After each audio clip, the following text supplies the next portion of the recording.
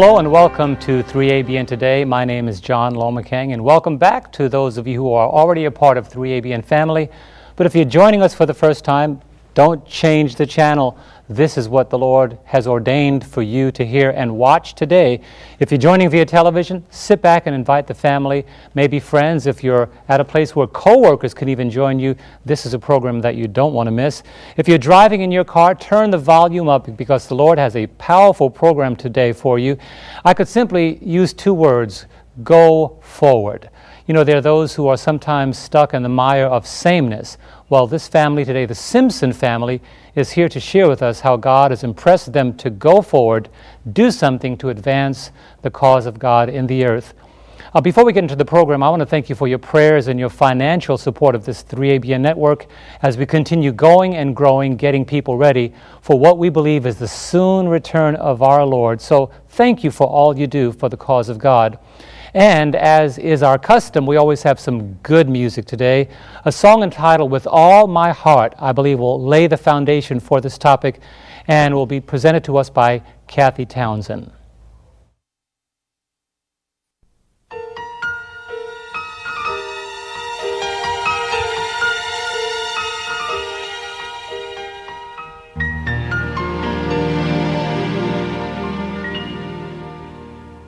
In this quiet place with you, I bow before your throne. I bear the deepest part of me to you and you alone. I have no secrets, for there are no thoughts you have not known. I give my best and all the rest to you and lay them down.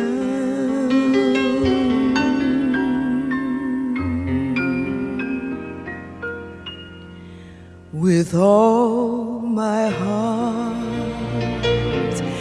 I want to love you, Lord, and live my life each day to know you more. All that is in me is yours completely. I'll serve you wholly with all my heart.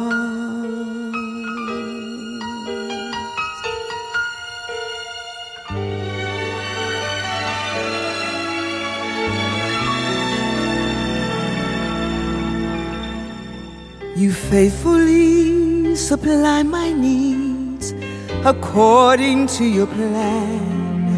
So help me, Lord, to seek your face before I seek your hand. I know you know what's best for me when I just don't understand.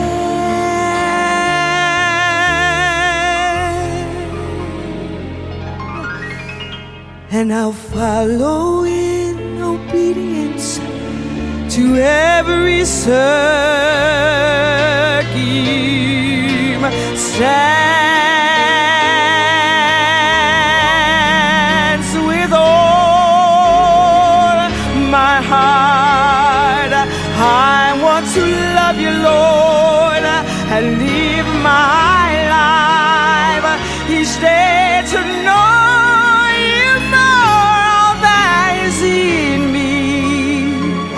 what's yours completely.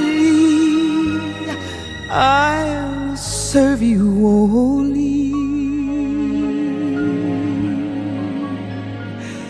with all my heart.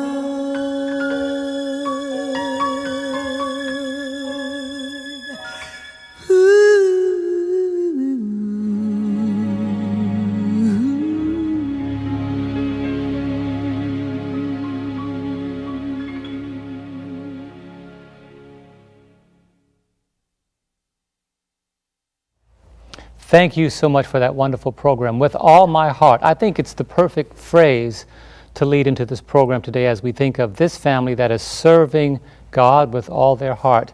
So let's welcome our guest today. Good to have you here. Gavin Simpson. Yes. Marion Simpson. Yes. and Noah Simpson. Good to have you here, Noah. Thank you. And, you know, there are those watching the program that say, hey, I know Gavin, I know Mary, and I know Noah, but there's some people that say, who are they? So I want to start with you. Tell us who you are, where you're from, and what you do right now. Kind of briefly before we dive into the story. Sure. My name is Gavin Simpson. You know, I'm from Jamaica originally. Okay. And I'm sure many of our folks may be watching from Jamaica, so hey. But, you know, I moved here to the States when I was around 14. And so right now we're full-time missionaries to the country of India. Okay. Yes. And Marion? Yes, my name is Marion Simpson, and I am in the nursing field, but I homeschool my son Noah, and we're obviously from the Maryland area. I was born and raised Maryland, D.C. area. Okay, inner city. Yes, right. All right. And Noah, tell us about yourself. Well, a lot of kids watching this program will probably go to school, but I'm homeschooled, the lucky one here. Okay. So say hi to all my friends probably are watching this. Okay. And good to have you here today. Thank you. You have a wonderful advantage to be able to be involved in the mission field and to have parents that are leading you in the way that God is going to tremendously bless your life. Yes. You mentioned something a moment ago. We talked about this just before we got on the air. So, as you know, having a Jamaican background, my wife is also Jamaican. Okay. Born in England, but all, you know, if you're born in Australia but you have Jamaican family, you're still Jamaican. Exactly. So it doesn't really matter where you're from. Yes. And you both know the flavor of the big city, Yes. both being raised in Maryland, D.C. area. Yes. Give us a little bit about your background. We shared some things before the program that were, I think, really insightful, because sometimes people think, oh, missionaries, well, their family impressed them to do that. Tell us about your background. Start with you. Yes. Well, you know, as we were talking earlier, you know, many times people think of missionaries, I guess we wouldn't be your traditional missionaries per se. You know, even though we are seeking by God's grace to spread the everlasting gospel into all the world. You know, we didn't come from, I guess, the perfect Adventist home, as it were. In fact, neither of our parents are Adventist, and neither of them are really Christian, both me and my wife. Okay. And so we were raised in the D.C. area, and we just kind of had rough lives, you know, living, you know, in that area, on the party scene and the drug scene and these things. But by the grace of God, you know, God led us into this wonderful truth. You know, and after, you know, living and really serving the devil for many years, God has worked miraculously in our lives, brought us together, brought us into the truth around the same time. Okay. And so from you know, coming into the Adventist church some years ago, God has been working on us and grooming us for this time. You know, so just like, you know, Esther, I believe we're here for such a time as this. Such a time as this. But I want to tell that story about your first time into an Adventist church. What you look like, how you dressed, and what was important about that. Sure thing. You know, as I was sharing with you, I did a sermon last Sabbath, visited the church, and I was sharing with the congregation about ministry and outreach. And I was just saying, you know, myself, you know, folks are happy to see you're a missionary, and you know, folks congratulate you profusely for that decision. But, you know, when I first came into this church, really, you know, I came in the church one day just broken and beaten down by life, you know, and just really seeking for the Lord.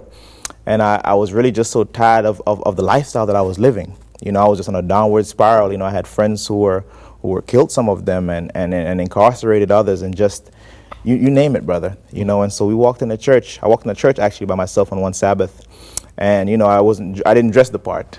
I didn't know all the Sabbath jargon, as it were, when you walk in the church to say. You know, How were you dressed? Well, you know, I had some slacks on, but they weren't where they needed to be as far as the waist of my pants was concerned. Okay. You know, I had some shoes on. I'm not sure if my hair was still long then or not, you know, but I walked in and, you know, folks kind of gave me the look like, you know, what's your problem? You know, why are you here? You know, and I really didn't feel very welcome, to be honest with you, John, you know, but by God's grace, I met one sister in the church who welcomed me and embraced me and you know, told me that she was happy to see me and just made me feel so welcome that today, by God's grace, we're traveling the world and spreading the gospel. Wow. And I can say in great part to one sister who welcomed a young man who did not look the part, but she showed Jesus' love to me. And so because of that, you know, along with the work of the Holy Spirit in my life, of course, That's right. we're here today doing God's work. So never underestimate what God can do, you know, with people. And it's important for us as Christians also to learn how to welcome people into our congregations, you know, when they come from wherever, the highways and the byways of life. That's right. And it doesn't matter what they look like. Yes. Because if they're there, God propelled them to be there. Yes, the Holy Spirit moving. That's So right. wow, it's how important it is to be welcoming to people Yes. rather than just examining to people. Yes, yes. And Marion, you had somewhat of a similar experience. Yes, Tell us about that. absolutely.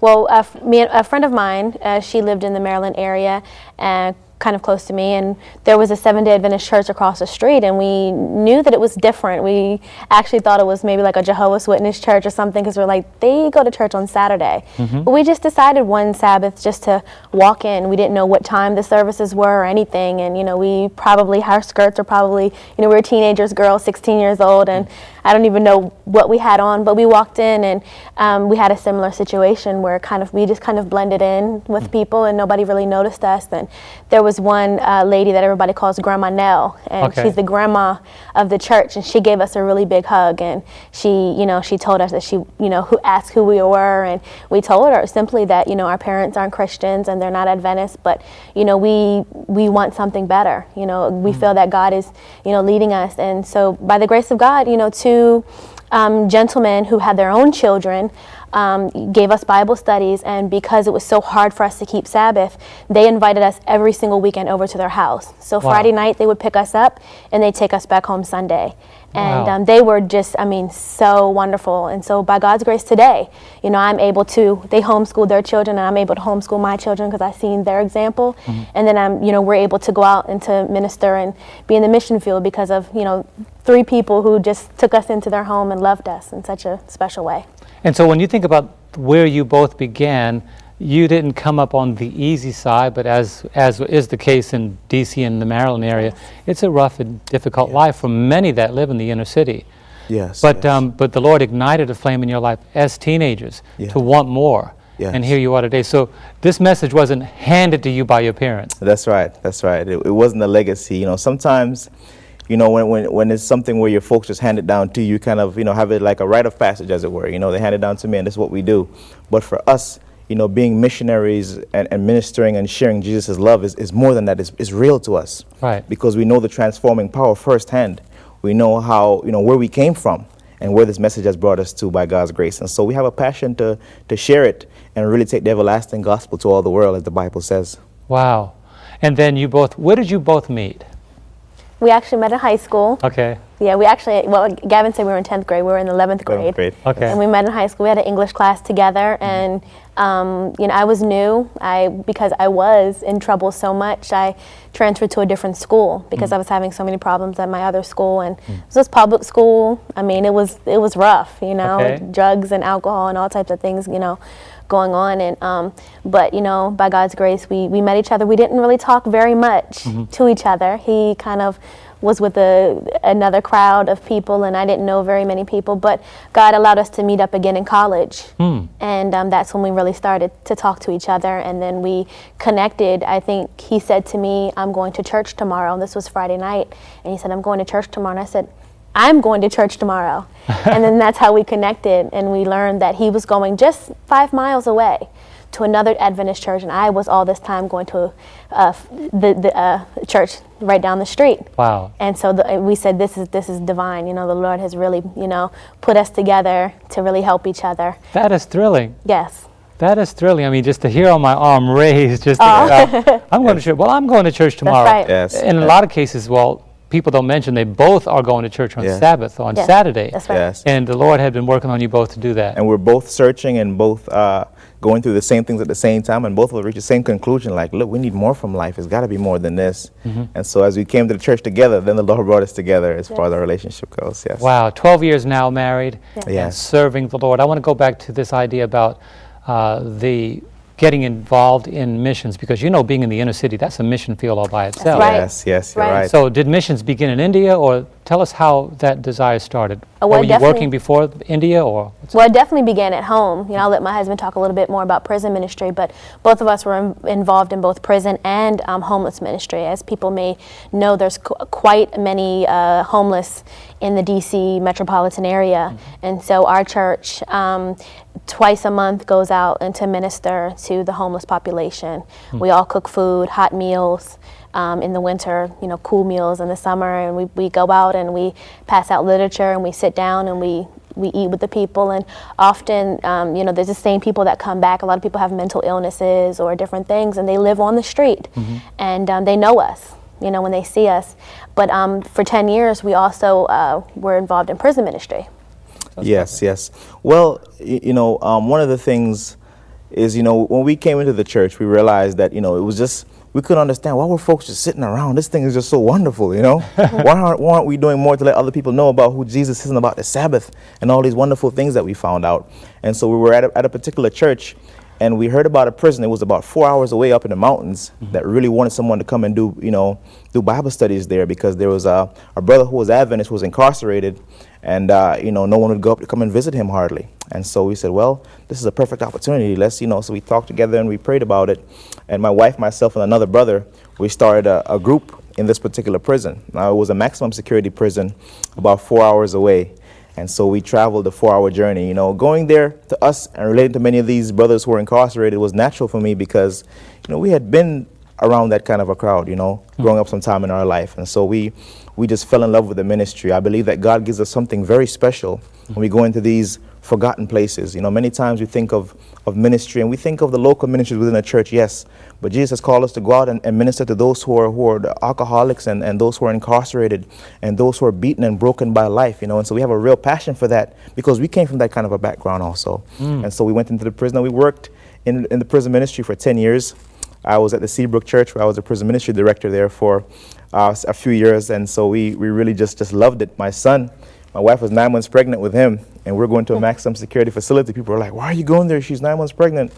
We say, we trust the Lord. And, the brethren there, they loved us. We were a family. They expected us to come, because many of them were cut off from their families, and the only real family they had was us, Wow. coming by. So they needed us. And so we went there for years by God's grace. And so we just stopped before we went into full-time ministry as we were overseas. Wow, serving the Lord. So you didn't just say, well, let's plan our lives in a structured way so one day we'll be missionaries overseas. You were missionaries right here at home. That's right. That's right. As I was telling you earlier, I think that's key. I think that, you have to start at home. You have to start, people who, have full-time jobs and they can work on Sabbath, or they can go out and do community service on Sabbath or on Sundays, and they spend it. That's how we spent most of our weekends. It's just, many times we wouldn't even go to the Sabbath services because we were out in the community. We were in the prison. We were out on the streets with the homeless, and it was just such a blessing to us. But I believe that you have to start at home first. I think that it's because if you don't start at home, then it's, as you were saying, it's so much harder when you're in another country to all of a sudden say, okay, now I'm going to do at this time. Now I'm going to do missionary work. I think that you have to get used to it for years or a long period of time of doing it at home. Where did the idea come from, though? When was that born to even get involved in missions outside of the United States? Tell me about the India vision. Wow. Well, the India How you get vision. from Maryland to India? That's right. It was a long way. That's a long journey.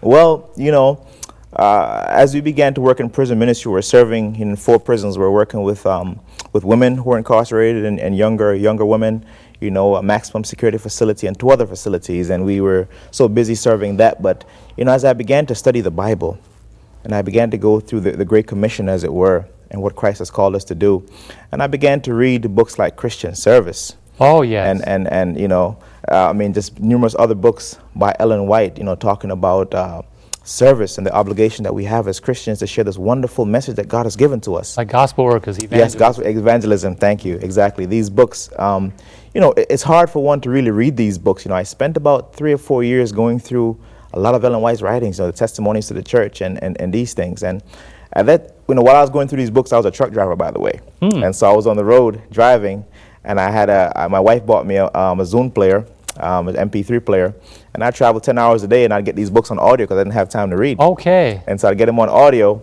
and I'd listen to them 10 hours a day, And the more I would listen to these books, the more I really begin to get a grasp as to who we are and what God has called us to. And I really felt that, God had a higher calling on our life. When we came together, we knew that God brought us together for a specific purpose and a special reason. We didn't know what it was, and so we were serving as best as we can, with what we had. But as time progressed, the vision to really go out and to do more for the Lord came. But how can that be? How can that be done? How can one leave from here and go overseas and work as a missionary? That was the question that was raised after I felt convicted. And we shared and we studied together, me and my wife, and we prayed about it. And, I got her feedback on it. She says, well, yeah, I feel the same way, And so we just prayed and asked God to open the door for us let us know when that time was right for us to go forward. And when did the door get open, Marion? Tell me about that. Well, actually, we're a new ministry. We just started last year, and so it But how took. did you pick India? Oh, we chose India because obviously we wanted to go where there was a need. Okay. And we had some friends who were from India, and they, had been for like 2 or 3 week mission trips. And so we knew a little bit about India, but we just started researching India. The Lord just impressed India in our mind. And we said, India has 1.3 billion people, and 85% are Hindu, and about 13% are Muslim. 2% Christian. What's about 2% Christian, and the majority is Hindu, and then the small other population is Muslim.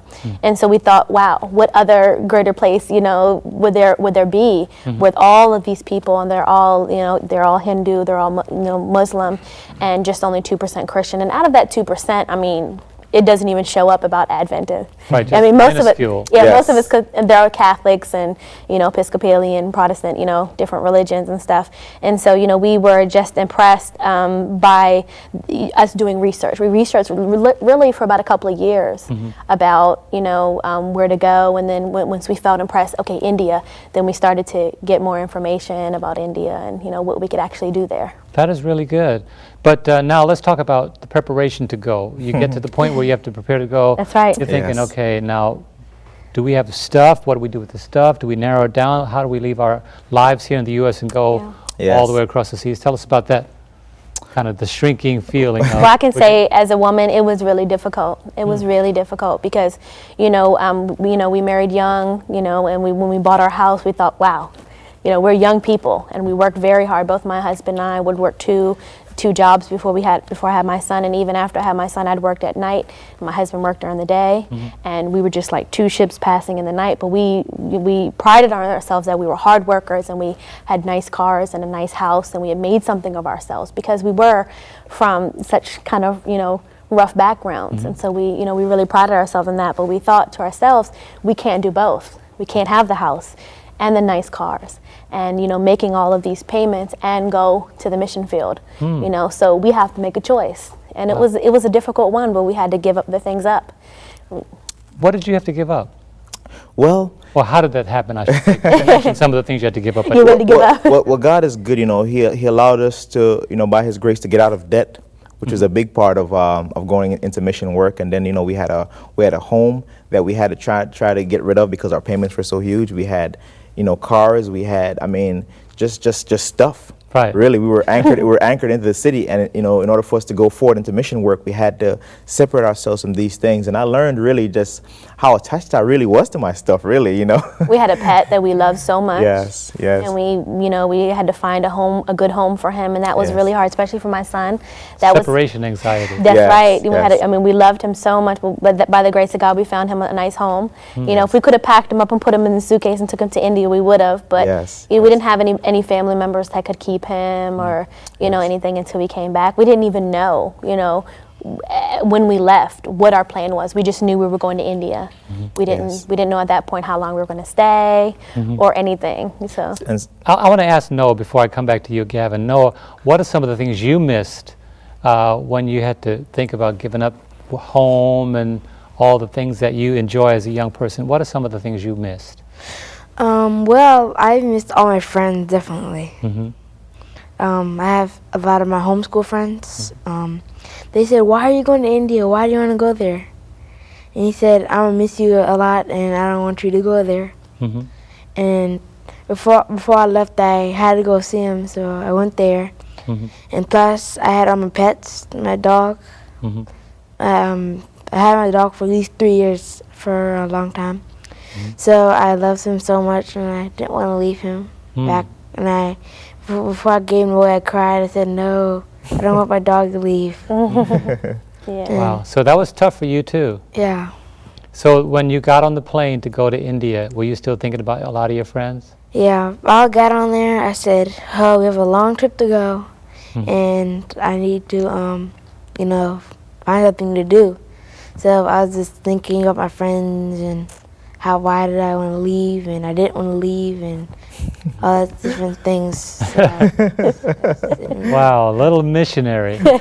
That is amazing. So, but I mean, it's hard for adults to Yes. get rid of their pets, Definitely. Yes. let alone a child. Yes. Thinking about, oh, my puppy, my doggy, is he okay now? Are my friends going to Yes. be nice to him like I was? And is he going to Yeah. miss me? Yeah, because even the pet missed the owners. Yes. Yes, yes. So, Yes. And so, there's a psychological element also where, you live in a society and you don't have a home, and, you give your home up, and, we kind of downsized and got rid of both of our cars and had one car, and it was just kind of like you don't have your stuff. You kind of really don't have a place in the society sometimes. And so you had to deal with that. Plus, I had family members who were like, not very happy about me going forward into mission work and sacrificing all my things. Why would you do that? Right. We came from Jamaica to come here to make life. Why would you simply, after achieving and building your family, just give away all your? Who does that? I could hear them saying, "What's wrong with you?" Yeah, exactly. What's wrong with him? Exactly. Exactly. And so, all these different elements we had to really come to, but still, the voice of God was speaking to us. Go forward. And we think about it many times that the gospel message has not gone to the ends of the world, because in every generation of time, the sacrifices that are needed for the gospel, many members aren't willing to make. Now someone will say, well, let someone else do it. And so we kind of been here going around for some time. And so I said to myself, after reading and studying and, the promises of God, that if we go forward, God will bless us. That's right. And souls will be saved. And so, we think of what Christ has given up for us, and so we really felt impressed to just say, even though it's difficult, by God's grace, with God's help, we kind of, got rid of the house and the cars and put our things in storage and went forward into full-time mission work. Wow, now you're in India. Let's catapult forward. Yes. You finally land after many hours of flying, Yes. Yeah. thinking, oh, I know that somewhere along the way you're probably thinking, did you have is this the right thing? Is it going to work? Any feelings like that? Well, I mean, we can talk about a little bit about that, because when we left, things didn't go according to how we planned it. That's right. We told friends and family that we wanted to go. We saved money up to go, and we were, sure that, everything was going to fall in line. And, I remember reading a passage from Ellen White, and she was impressed I don't remember where exactly she was going, but she was impressed to go somewhere the Lord had impressed her. And she didn't have any money. Zero. I mean, no money at all. But she still packed up her bags, and she put the bags by the door. And her friends were asking her, we don't have money. What are you doing? Why are you packing your bags? We can't go. And she said, oh no, our bags are ready. And when the Lord will bless us, then we'll be ready to go. And that's exactly what we did. Things didn't really fall in line. It's just how we thought we were. Even though it was, we had a plan, and we went forward, but things didn't really fall in line, but we were prepared. And so that's exactly what we did. We packed up our bags and we put them by the door, and we went off in faith that, the Lord was going to bless us when we went to India. So I know when we were on that plane, we had some, little mixed feelings. That, it was the Quiet adrenaline was moments. going. Yeah, the adrenaline was going, because it was like we're going to a new country and it's exciting. But then also in the back of our mind was like, things didn't really fall in line the way that we had planned them, especially financially. Yeah, Right. we had enough money to stay in the country 1 month. Wow. Okay? And so after all of our planning and everything and preparing and saving, things just didn't go the way we planned financially. And the Lord allowed it to happen for a reason, because we had to go forward as full-time missionaries, packed up all of our belongings, went overseas with enough money to sustain ourselves for 1 month, trusting God.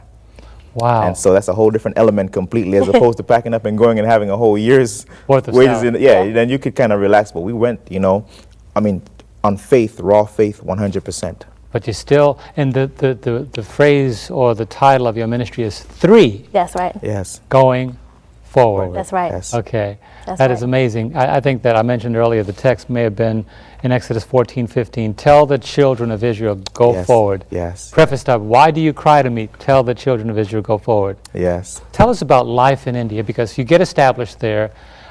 You begin to focus now. I guess this is where we're going to call home. What part of India were you in? Do you remember? Well, initially, we knew one person in all of this 1.3 billion people there.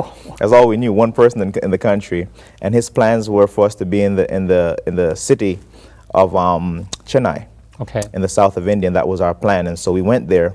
But upon arriving, he told us, look, there's another place about 200 kilometers south from here, and missionaries have not gone here. They've been asking me for a long time for missionaries to come, but the place is so rural, it's so difficult. And they told us, they say, look, this place is the most difficult, the most disease prone, the hardest fields to work here in the south. and no one has been willing to go, and so the work has kind of languished there. Would you be willing to go just to kind of check it out and see if you guys can handle it for some time? And so my wife and myself, we prayed about it. Here we are in this country, and the plans are changing again. We just got here, And so 24 hours after landing, we prayed, and we said, we'll accept the call. And so we went south, really, really far south, into some of the most rural places. I'm from rural Jamaica, by the way. Right. Okay, but we went places that I have never seen, even in the most rural places of growing up in the islands, and it was very, very rural, but by God's grace, we went there because of the need to assist the people there. Would you say that there's a great need for missionaries in India? Well, the great need is an understatement. Adventism is really, really just beginning in its infancy, as it were. The places where we worked, we've seen pastors there, a young pastor who's been baptized only 3 months and is given charge over 4 churches to pastor. Wow. We've seen people who are just anybody, whoever is willing to just kind of lead the people, because there's just no help there. Where we worked, Adventism is supposed to be thriving really heavily, and it's one of the strongholds for Adventism, as it were. But, we really didn't find it, it's bigger in comparison to North India, for example, where it's, no Adventists, but it's not as thriving as I would think. So there's definitely some help needed. So there are some challenges, because you brought some pictures. I want you to walk us through those pictures and kind of give us an idea in visuals, and because it's also going to be on radio, describe as best you can. Okay. But we're going to move at a good pace here through the pictures to let people know what we're listening, what we're watching. Okay. And, well, this here is a young lady that I met, and I say she's young because she's younger than myself. And I was really surprised by a lot of the ladies that I met, because they work very hard, and so they look older than Western women. But this is her house. That was her house, and she lived in a thatch roofed house. And this is this is a church here. Many of the places that we targeted were, many of the what they call Dalit communities, or the communities of the untouchables, as it were. We went into the places where the greatest need was, and so this is a local church here, and it has a thatched roof, but the water has come in through this place, and I'm now standing and preaching in ankle-deep water on a Friday night by candlelight, because they have no electricity in this place. Most of the times there's no electricity there, and so we're here preaching to a bunch of people who are sitting in water. They're sitting in water. Yes, some of them. on the floor. On the floor. They sit on the floor. But they're happy to hear the gospel. Yes. And there's another picture here of us. Most of our meetings were held outside, because many of the Adventists here in the South where we work, they have no churches. And so they're outside, and because they have no churches, they're forced to congregate outside and expose themselves to the elements and the heat and different things. And so this is one of our meetings at night. We're holding an outside meeting here, giving, just talks on the Sabbath and the state of the dead and the sanctuary, and just sharing the strange angels messages outside here in rural India for the first time. Okay. And this is another village that we were in. As we told you before, we did village ministry, and what that means is that a lot of people will come and they will rent a hall and they will hold meetings. But where we were at, people don't have any transportation, even for them to take a couple of rupees to take the bus, they don't have. So we went to them, and that's exactly what we did. We went to 15 villages and did meetings right where they lived. So they had no problem. They come out of their house and they come right to we picked a center location inside of the village, and they all came to our meetings. This is a pretty interesting picture, because we have fellowship lunch here. Tell us about this picture here. This is really interesting. Yes, this is a fellowship lunch, and actually we went to one village, and it was a lay pastor who is pastoring this village, and he doesn't receive any pay as a volunteer, but every Sabbath he feeds his whole congregation. And the reason why is because a lot of his people, as we said, they don't have even money to catch the bus, so they walk to church. And you were not sitting at a table eating. Tell us about that. Yeah, we were sitting at the floor. Everybody sits on the floor and eats, and they have banana leaves instead of plates. They don't have, can't afford to give everybody a plate or paper plates how we would have maybe on Sabbath lunch. And so everybody they take banana leaves from the banana trees, and that's how they sit and eat on the floor, cross their legs and sit and eat. I was just thinking a moment ago when you said you were standing ankle deep in water. Yes. How far away is the nearest pharmacy? Wow. Well, this particular community that we worked with, these are the descendants of the untouchables. And a bit of history, they have different castes in India, and so these are the lowest caste of people. And so because of the lowest caste of people, they're seen as unclean. And so their particular village is put away about 5 kilometers or so Yeah. 4 or 5 kilometers away from any other village. You know, and so they have to walk to town. I mean, their children have to walk in the heat. I mean, to pharmacies, to anywhere. You know, and they're so poor that they don't even have a bicycles many of them. So they have to walk on foot. No buses come here and these things, you know. And so these places here that we went to, we're some of the first missionaries in the Adventist Church is history to have actually gone in there and shared the gospel with them. And so we sought out these people specifically because they were, you know, the most downtrodden, as it were. Yeah. But tell us about the accomplishments, though, because I know there's a lot of obstacles, and we could do a 4-hour program and That's still right. be unfolding Yes. this, but some Yes. of the accomplishments is what encourage you to continue going forward. Yes. Tell us about that. Now, the area that we worked in particular, it was an unreached area, and most of the places that we went to were just unreached. No one has ever gone there before. And so we were told that, you know, it's been that way because it's so difficult. The villages are so far away. In the rainy season, we have, you know, sometimes 1 or 2 feet of water. You know, and the roads are impassable, and it's just so difficult. Transportation is so Transportation expensive. is so expensive to get there because of the economy there. And so we're told, look, you know, not saying you're wasting your time, but you'll never be able to go to all these villages. But by the grace of God, you know, our family, with much perseverance and God's grace, we got sick many times. You know, we were low on finances many times to support our projects.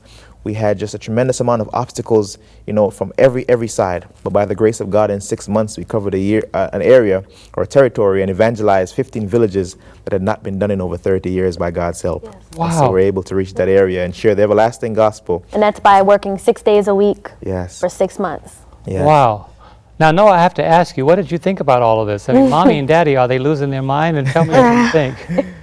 Well, at first I thought it was a little bit crazy going to a different country, because I never been anywhere out of America. So I would have thought going to India would be very rough. So I thought I really don't want to go here, but my parents want to go. So they went, and I said, okay, I have to go too. So when I first got there, it was very crazy looking place. I forgot there were huts everywhere. There was like cows, goats, dogs running around. All this thing. It doesn't seem like America at all here. It seems very different. Do you see any malls? Mall is maybe 3 or 4 hours away from where we are. But it's not like the ones here, though. Wow. Well, there's one big mall that's similar, but yeah. But you missed a lot from being over there. Yeah, I missed a lot, everything. Wow. But you were still with your parents and you enjoyed yourself.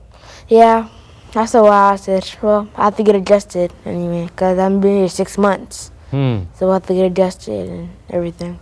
And he got adjusted very well, actually. He began to wear the local clothes and wanted his hair cut like the guys there, and he stopped wearing the shoes. I was like, you're getting adjusted a little too far, buddy. You know, you need to put the shoes back on, you know. But he learned a little bit of the language. He liked the music. He really fit in very well. And he also had, you know, over 100 of his toy cars. He didn't tell you that part. He's a modest guy, but he brought over 100 of his toy cars into the villages and gave all his toy cars to all the boys in the different villages as he went along.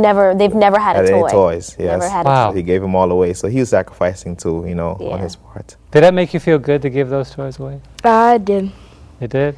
Yeah, I had those since I was a little kid. Like, before I couldn't even walk, I had those. So, But now they're in the hands of all your friends in India. yeah. Wow. They're chanting his name, Noah, Noah. Yes. That is really nice. But now you have a few more pictures that I want you to walk us Yes, definitely. Well, this is one of our nightly meetings, and you can see there's a lot of children, and they, you know, Noah would often teach them Bible verses, and Wow. they would learn American songs, and they're very eager to learn English. Most of India, they will learn English in school, but where we're at in the villages, they know very little English. So they were very, very happy to learn English. My husband can tell you about this picture. Well, in India, there are many gods. You know, there are many gods everywhere you go. You know, I was telling a brother that in every building, every store, it's idol worship, you know, all the time. And so this is one of the local gods here that is said to protect the villagers. And so they come and offer offerings to this particular god here on a daily basis. And the people come and they'll cry and do all these things to gods who cannot hear them. Yes. And you're up against that obstacle, though. Go to this picture. We'll talk about that. And this after is you finish. well, this is Christmas Day, and actually, it was the village that my husband was telling you about, the village that is just ostracized. And we wanted to, you know, we had our evangelistic meeting during Christmas week, and we wanted to do something for them. And most of the people only just eat plain rice because the government gives just white rice as rations. And so we would walk around and we would see everybody cooking on their little makeshift stoves outside. They cook outside, and we would see only just plain rice. And we wanted to do something very nice for them, and so we cooked them. We bought them Christmas dinner. Wow. Yeah, for the whole entire village. And so Noah was serving, which was a blessing. What was that like, Noah? Well, we always feed the homeless every Christmas in America. So it wasn't much different for me feeding the homeless. Well, not homeless, but feeding people in India. Yes. So Kind of like you see from training at home. That's what I want to. I'm glad you brought that out. Yeah. You see, you were used to doing that in America. Yeah. So it was felt natural. Yeah. Well, now just we're in a different country doing the same that's thing. right. And the thing is too, we're sacrificing also, and we're trying to show him both by what the Bible and the Spirit of Prophecy says, but also by living, what it means to serve. And so he was there with us every night in the nightly meetings, interacting with the people, going through some of the struggles also that we're going through and seeking to spread the gospel. And I've spoken to him, we have trained him, to serve. And so by God's grace, he'll continue that legacy after we go. Yes. That is really good. But now you think about some of the obstacles. What were some of the? I know you're in a place where being Christian is minimal already. Yes. Being an Adventist is even minuscule. Any challenges you had going into the villages to try to teach something? Yes. What were some of Well, there's a tremendous amount of religious persecution that still takes place in India. We see these things in magazines and we see them on the TV, but we're able to see it firsthand. We went into one village in particular where, the first night we went, some local Hindus didn't really want us in this particular village preaching the gospel to the people. The people wanted us to come, but they didn't want us there. And so one night we're preaching, and over 100 guys came upon us as we were preaching and demanded, very forcefully that we leave and not convert the people, and a big, thing set about. But by God's grace, we escaped unharmed. But in India, especially in the north of India, many Christians have lost their life. Many Adventist pastors, have been killed, families also, And many for sharing the gospel. Many missionaries as well. Many missionaries also. We read a story about a missionary who had a leprosy colony, and they killed him and his family. And so it's a dangerous place in some parts of India to work and share the gospel. But nevertheless, by God's grace, the Lord has commanded us to go forward and to share the everlasting gospel. And as we go, His grace is sufficient for us, and we just go by faith. But we've seen Christians who are persecuted, some are beaten. We've met some personally whose homes are burnt down, and some of their families abandoned them completely. Yet people will accept Jesus anyway, knowing that they will go through all these hardships because of the love that he brings to their heart and the peace and the joy that only Christ can give. So they're willing to go through the obstacles or even the persecution Yes. because they know that Yes. on the other side of that there's something better than what they Yes. already have. Yes. Yes. I'm interested in this story. You talked about the guys that came upon you. Yes. Did you also have protection with you? Or pretty much you said the Lord was in charge? Well, I tell you what, growing up in the inner city, you've been through a couple of scuffles, but I tell you, when 100 guys come upon you, brother, you just call on the name of the Lord. That's right. And so my wife and my son, they put in a house, quickly behind us, the people who were hosting us, and they put them inside and told me to come inside also. But it was only me and another pastor, who was my translator, that was there. And he was a very brave young man who stood up, and he put himself in harm's way and stood in the middle of these 100 guys and began to speak to them fearlessly. And he wasn't overly aggressive, but he was, tactful enough to reason with them and show them and let them know that we're not afraid to be here, and we're the people have rights, they have their constitutional rights. And so, we're here not breaking any laws. And he really began to work with them. I didn't know what he was saying because you're speaking the language, of course. Right. But through the grace of God, he was able to diffuse that situation. But so many times Christians go into some of these places and, maybe they get into harm's way. It's a part of the duty, as it were. And because of this situation, the Lord impressed us to, find out, to talk deeper to the people and find out exactly what they were going through. And they said this was an everyday occurrence. Yes. That, they would come together on Sabbath or Friday evening or even Wednesdays, for prayer meeting or whatever, and they were mocked because, the Hindus would have their temples, the Catholics would have their church, but the Adventists had no temple, they had no church. Yes. And so they would say, where is your God? Because in India, God is in the temple. you know, and so they would go, you know, to the temple to worship God. So they would mock them and say, "Where's your God? Our God is here, and their God is there, but where's your God?" And so the Lord impressed us, you know, by faith to try to raise some funds for these people. And there's many other people like them who are in need of churches. Yes. Our Adventist people are one of the only people who don't have churches in these rural areas. Yes, yes. And so we're able to raise the funds, as my wife has said, to purchase some land. Some of our friends at home, we appeal to them for help as we're in the mission field and we can't possibly raise it on our own. And some of them sent assistance to us and we're able to purchase some land. And by the grace of God, this year we're going to build them a church so they can have a church Praise. building. And not only that places, but other places also, because having a church building guarantees certain protection from these kind of things. And as we're saying, Adventists are the only people that we have seen in most of the villages that have no house of worship, nothing. You know, we've seen people when we come to preach the gospel who bow down and kiss our feet because we're the first missionaries. We tell them, don't do that, you know, but we're the first missionaries that have come. And they feel a sense of, you know, we're going to get some help and some support now finally because missionaries have come from America to help us. Yes. Now, what is it like to preach there, though? I mean, you talk about, let's just say, when you are about to do an evangelistic series, did you have any visual aid? Did you have any, what did you have? Tell us about that, because a lot of times people say, well, you know, we have our big screens, we have our projectors. Tell us, what is evangelism like? Well, by the grace of God, my husband, you know, found some PowerPoints in Tamil, which was very, very helpful because it was in their language and they could read it, and it was easier for the translator and my husband to go through as well. And we had our little trusty laptop and our projector, and we just did a little makeshift screen outside. I mean, we just really just worked with the elements and what we had because we were doing a village event. Like I said, we were going to them, and we met them where they were, and so we had to use whatever we could find, you know. You ever had any rain on your evangelistic series? Oh, yes. Oh, my Lord, yes. We worked all the way through the rainy season. Sometimes we were outside, we set up, the rains would come. We were inside, you know, there's no churches, so sometimes we'd cram a whole bunch of people into someone's home, and you have children around your legs, wrapped around you while you're trying to give a presentation and different things, you know. And it was quite challenging. You know, we had flies and bugs when it was hot and humidity. different things, and the humidity and all these other things. But it was so worth it because many of these people, you know, even new Adventists, you know, worship the dead because they did not know that the dead know not anything. And so spiritualism is still a big part of even many of the baby Adventists who come in. And so we're able to share some of these wonderful truths about Jesus' second coming and health and all these things, because even in many of these villages, health is a big issue. Sanitation is a tremendous problem. I can imagine Many that. people there have no toilets. And so, you know, they relieve themselves outside by their homes and these kind of things. And so disease is just rampant. And so we're able to come in and share, you know, the gospel and the health, you know, right arm of the gospel, as it were. We're able to share nightly health talks about diseases and these things and, you know, seek to do what we can to relieve the suffering of the brethren who are there. Now, you were there 6 months. We have a few more pictures, I think about 2 or 3 more pictures, and I want you to walk us through those pictures. Sure.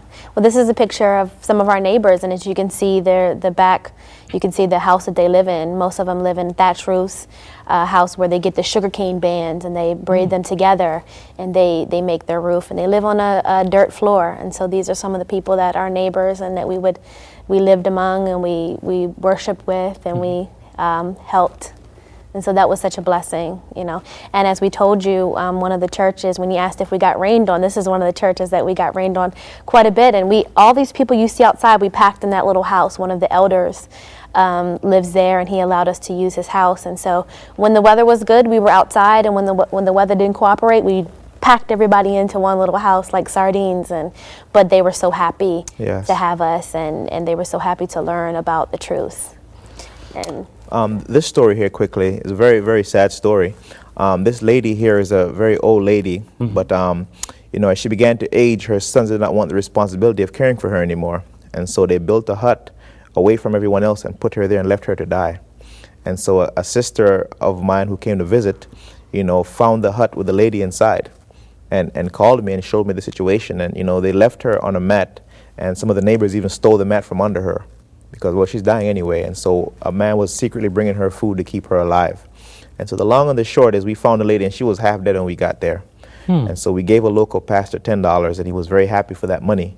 He took the $10 and took the lady to his home and cared for her. And so when we came back to visit the second time, she was sitting up, and she was talking and very happy after almost died. $10 has saved this person's life. Can you here. imagine what we do with $10 here in Yes. America? Right. Yes. That's yes, right. $10. Yes. And, you know, by us being there for so long, being there for 6 months, you know, people who were so generous to give us donations, you know, the money stretched in such a great way. You know, what we were able to do and help people and feed people and Yes. provide some type of health care for them. A lot of people have diabetes. Diabetes is rampant in the villages where we were at, Yeah. and also the unsanitary conditions. And so we went from not having enough money to stay there for a month in our pockets to being able to stay there 6 months, conduct 15 evangelistic meetings, help to purchase land for a church, help so many hungry people and destitute people by the grace of Yes. God. Isn't God good? God Yes. is good. Boy, I And tell you- he builds our faith in that, you know, special way, because now again we're prepared, you know, to go for a second trip, and the situation seems like it is the same. You know, we Yes. have a one-way ticket to go. We didn't have enough funds to go to purchase a round trip, but we are going by faith. Yes. And we know that when we get there, He'll provide for us, and He'll provide a way for our family to get back home Yes. to America when our time is up in India as well. And also those who may be watching, you know, Right. the best way to go is by faith. Yes. Because Right. then you can see God work. When the money get low, you go on your knees and you pray, and God has never failed us, brother. We've been able to help so many people by faith. Yes. You know, the Lord said to his disciples, don't take scrip, no That's right. purse, nor sandals, That's nor right. cloak. Yes. That's right. But wherever you enter the home, Yes. there will be a Yes. blessing there. And That's you right. experienced that in reality. Firsthand. Yes. Firsthand. And so we wanted to know, if we went out on faith, were the promises of God as they said they were. Yes. And they were. God has never failed us, not one time. All his promises are true. We can trust him. Now, I know, are you looking forward to going back, Noah? I am. I'm looking forward to going back. Do you remember some of the friends' names that you're going to look forward to seeing? You don't have to tell us their names, but you kind of their faces. You remember some of the people you met over there? Yeah, I do. Wow, and go back and reconnect again. But now we want to talk about some of the needs, because one of the blessings of being a part of the 3ABN audience is that this story has what I would refer to, it doesn't really have an end to it. Yes. And it's 3 going forward. Just Yes. tell us about that name really briefly. How did you come up with that name? Yes. As you mentioned the story in Exodus, the children of Israel came to the water and they had to make a decision. The water wasn't opened up for them right away. And the people were crying, and Lord asked Moses, why are you crying? Tell the children of Israel to go forward. And Ellen White also says, many times, the way seems hedged up before us, and duty seems hard to perform. The imagination pictures impending ruin ahead and danger and death, yet still the voice of God speaks clearly, go forward. And so it was with us. We didn't have enough money to go forward. We didn't know how. Our friends and relatives were saying, we ourselves weren't even sure sometimes in our own hearts, But we wanted to do God's will, and God said, look, if you trust me, I'm going to take care of you. Go. And so we went. And so by God's grace, we're able to really step out on faith and live by faith. When the money got low, we got on our knees and we prayed, and we said, Lord, we need to go ahead and conduct 10 evangelistic meetings. We need the money. We prayed, the money came to us. That's right. Lord, we need the money to help so-and-so. We prayed, and it builds our faith in God also. If we went on our own charge, we could kind of sit back and be more comfortable and relaxed. But, having to trust God has really done wonders for our faith also.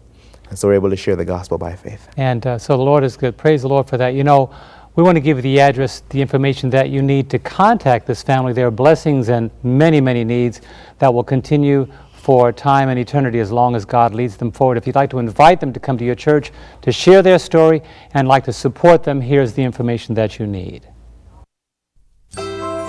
If you would like to support the Simpson family as they go forward in faith, or if you'd like to invite them to your church, then you can write to 3 Going Forward, Post Office Box 361, Chatham, Virginia 24531. That's 3 Going Forward, Post Office Box 361, Chatham, Virginia 24531. You can call 301-693-1562. That's 301-693-1562. Or visit them online at 3goingforward.wordpress.com. That's the number 3, 3goingforward.wordpress.com. Contact them today.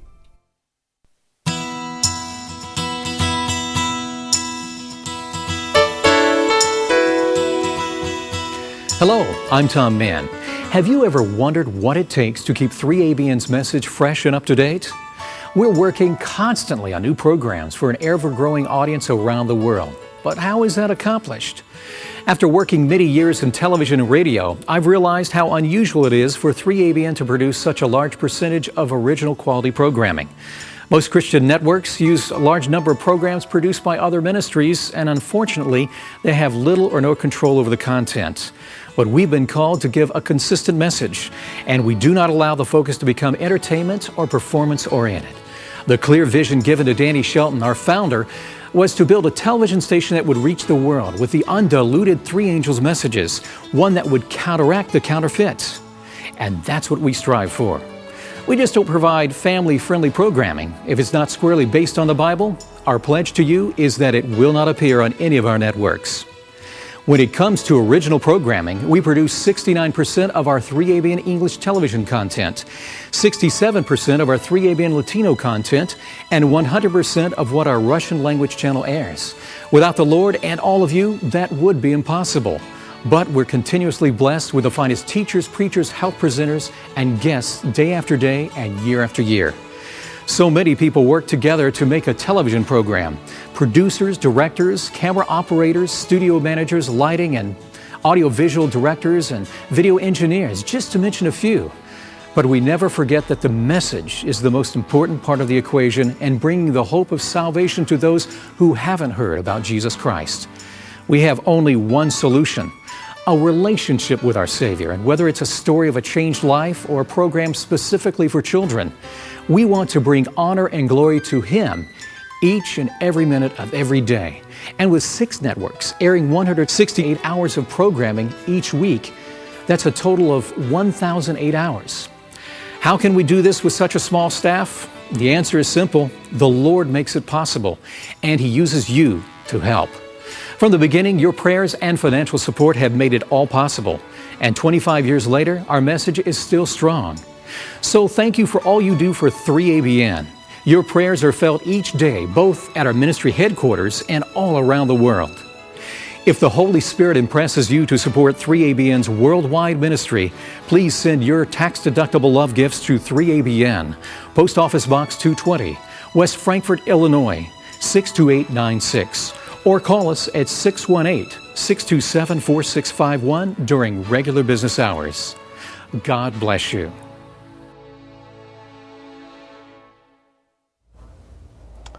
Well, thank you so much, Gavin, Marion, and Noah, for being here, and may God continue blessing you as you go forward. And to our viewers and listeners, until we see you again, we'll all continue going forward in Christ.